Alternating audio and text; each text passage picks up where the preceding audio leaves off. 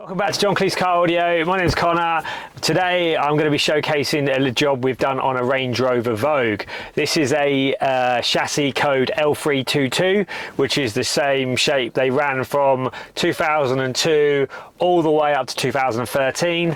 Now these are notoriously bad for the audio systems going wrong in them, whether it's just general fault or whether it's water ingress in the boot.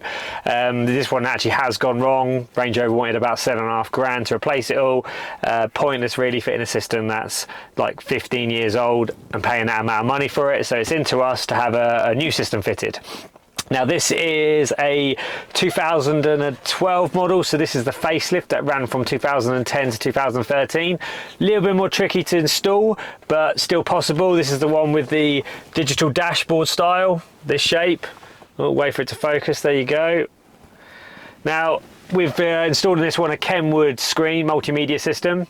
We have bypassed all of the gubbins that are in the boot. I'll show you what's in there in a second now. So none of the stuff in the boot is still there, operation in the background, which means if any of it was to go wrong in the future, it wouldn't matter because everything now is run off this new KENWOOD. Now let's show you what it looks like and what we've done.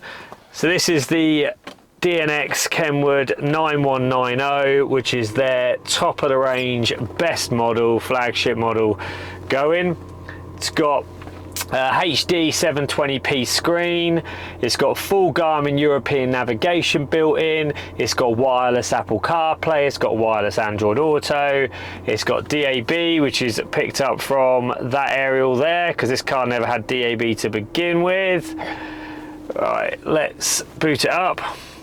Now this is the home screen we're on at the moment, so we can push the home button and see what options we've got to use. So you've got like wireless and mirroring from an Android, we've got FM radio, we've got Bluetooth connectivity for music streaming, we've got Spotify control, HDMI in as well, which can be seen there. That means you could add things like an Amazon Fire Stick, Apple TV device, or whatever you want through the HDMI in.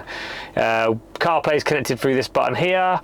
It's also still got, push that eject button there and we can open it, and it's still got a CD and DVD slot as well.